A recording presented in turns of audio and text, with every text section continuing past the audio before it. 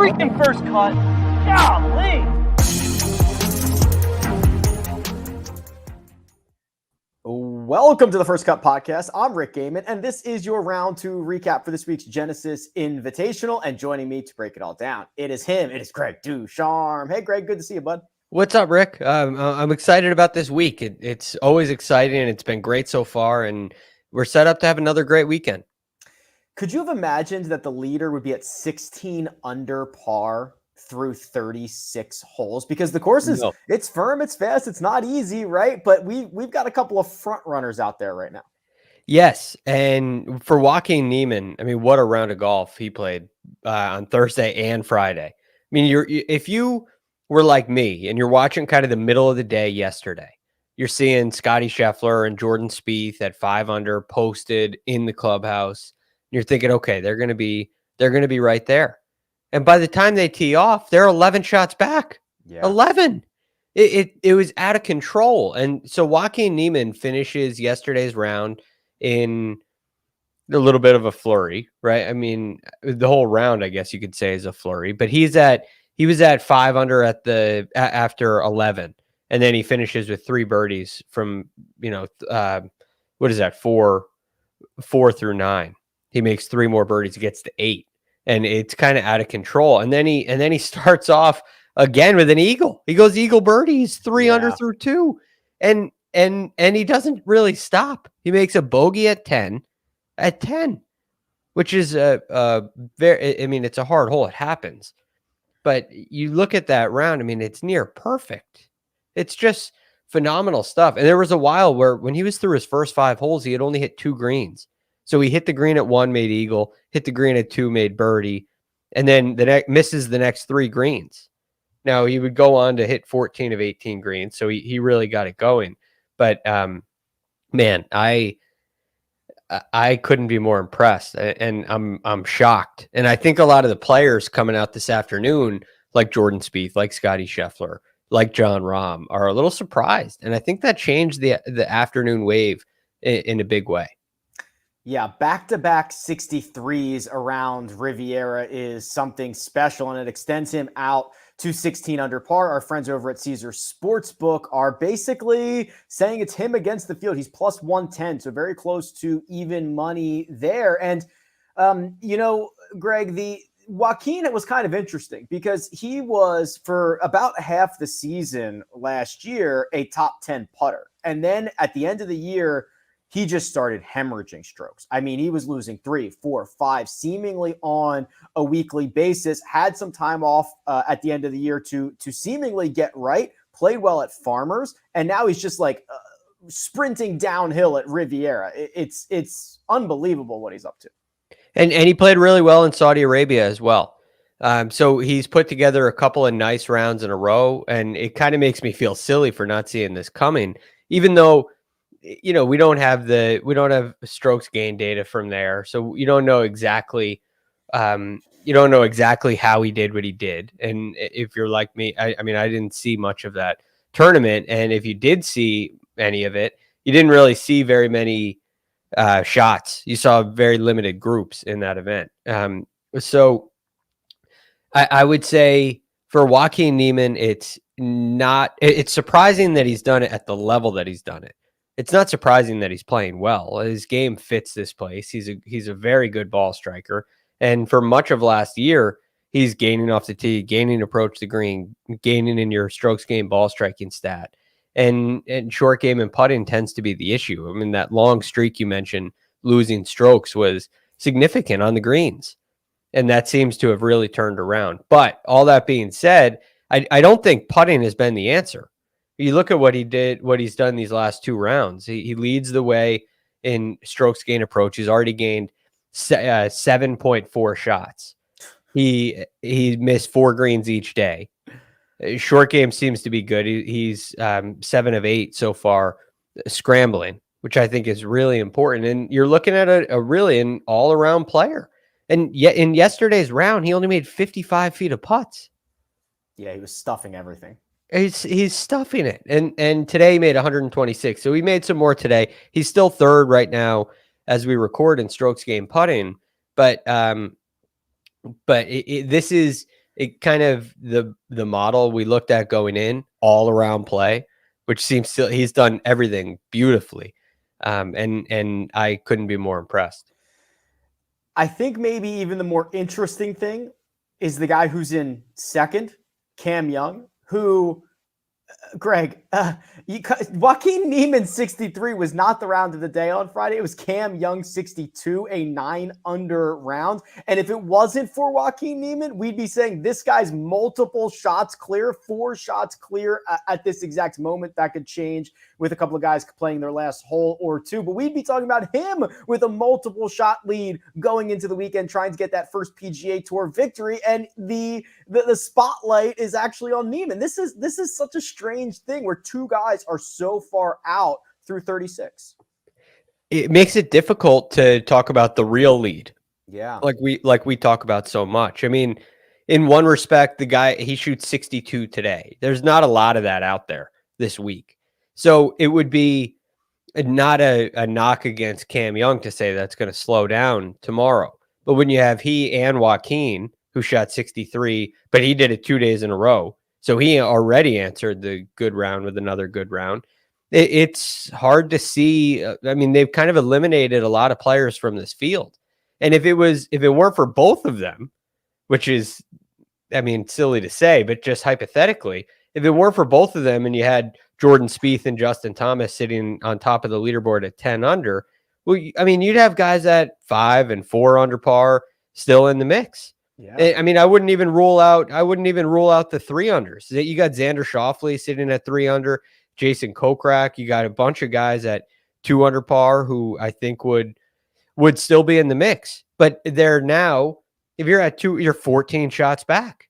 And that's incredibly difficult to make up. So I think they've really narrowed down the number of players who can win this thing. I don't think it's just a 2-man race. But I do think it's, I mean, Victor Hovland's at 7 under. Rick, is that, and he did it all in one day. It's 9. Is that too far back? Is Max Homa Max Homa's at 6 under? He's 10 back, playing great golf.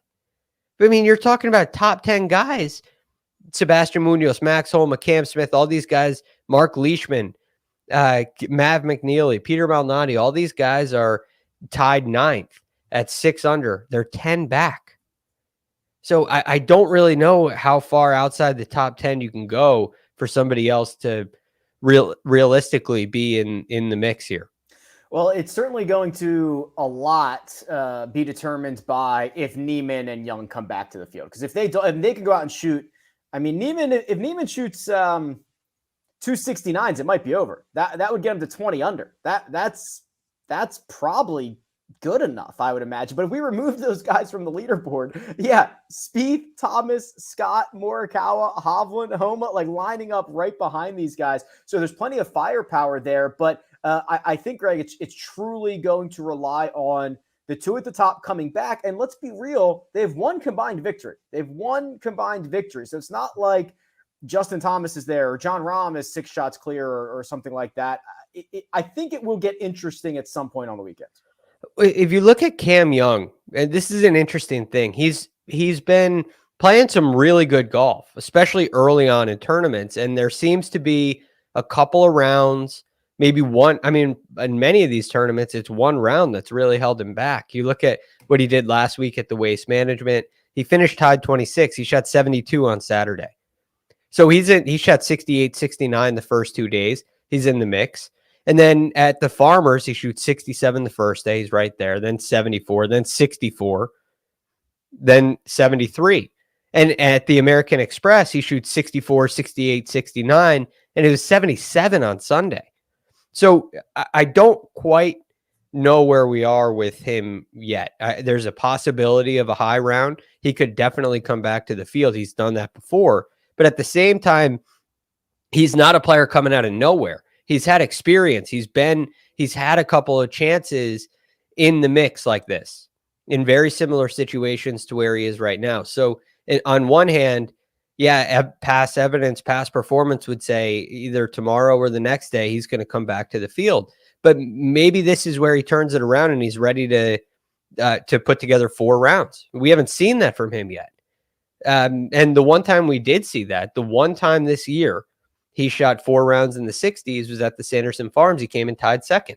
Yeah. So he's been in the mix, and that could go a long way. But this is a big time field, a big time golf course, and it would be a huge statement for him if he was able to put together 4 rounds here. Do you remember when Sia Nejad on Monday told us that you could play an all Cam or an all Matt? I think it was lineup, right? Yeah, I think those are the two. Cam and Matt. So just looking at it right now, Cam Young second, Cam Smith T9, Cam Tringale T15. I could keep scrolling, but like that's pretty good. Well, especially when one of them's Cam Young, he's in second. Yeah, he was he's like not the he's the risky guy. Yeah, that's awesome stuff. Okay, I want to look at the odds board and kind of figure out what the best way to proceed into the weekend is. But first, we're going to take a quick break and hear a word from our partners. And we're back. Caesar Sportsbook, as I mentioned, Greg, Joaquin Neiman plus 110, so nearly even money to win the Genesis Invitational. It is not Cam Young, who is 2 shots back and, as we speak, 4 clear of third, who has the second shortest odds. That goes to Justin Thomas. He is 4-1. He's still finishing up his round. He's got about a hole and a half to go. He's at 10 under par, so he could close it a little bit. And then you get Jordan Spieth at 10-1, Colin Morikawa at 11-1. Those are the only 5 names that are 15-1 or shorter. Is this worth kind of a nibble on one of those guys or somebody else with kind of the assumption that Neiman and Young aren't going to run away with this thing? Man, well, I mean, first of all, you have to, if you're looking at this board past Neiman and Young, which if you're looking at the board today, I mean, you're not loving the number on Neiman. So Young would be the play if you think it's between those 2 guys. Now, that being said, you have to assume if you're going beyond that, chasing the number, that these guys come back to the field. So, as we always do on Friday nights, we look at we look at guys that are in the mix. If the real lead is 10 under, if it's Justin Thomas at 10 under, Jordan Spieth made a bogey on 18, so he's at 9 under. Oh, he missed that. Wow. Okay, yeah. I thought he was in for par. Okay, he missed it. Wow. So bogey on so he's at 9 under, which is now 7 back, but it's still tied 4th. So if they come back, he's right in the mix and could be there rather quickly. A 75 out of Joaquin Neiman, and if he goes to 13 under, and all of a sudden all these guys get right back in the mix. So now all of a sudden you're looking at, and they do such a good job. They make this so hard this week because you have the guys. If you look down this odds board after Thomas, Neiman, Thomas, Young, Spieth, all of a sudden you have just all the ball strikers are right there. Yeah. Morikawa, Scott, Hovland, Cam Smith, who's been hitting it a lot better. And then you have Mark Leishman. I mean, the best number is honestly Max Homa. I feel like Max Homa, who has been playing great and hitting the ball beautifully, is just a little bit too far back. So he is 100-1 right now. He's 100-1. And I mean, he's 10 back. So yeah, but let's say I don't have to think far back to remember a 5-shot lead with 2 rounds under our belts evaporating almost instantaneously. My apologies to good friend Seamus Power, right? But I would be very shocked and impressed if Young or Neiman just get to 22 under and win this by 8. Yeah, I'm not sure that's going to happen. But I don't think it's going to happen. I mean, what happened? Neiman shoots 69 tomorrow, like you said. He's at 18 under. Now, I mean, what do you, if you get another round of the week kind of thing? Okay, so if he gets to 18 under, and I mean, really, it's probably only Thomas, because Thomas could shoot, and he still has a hole and a half to go. If he shoots a 5 or 6 under round, now he's within 2 or 3, which is right. You see that happen all the time on the PGA Tour on Sunday. Right. So, I mean, you're thinking 20 unders a number?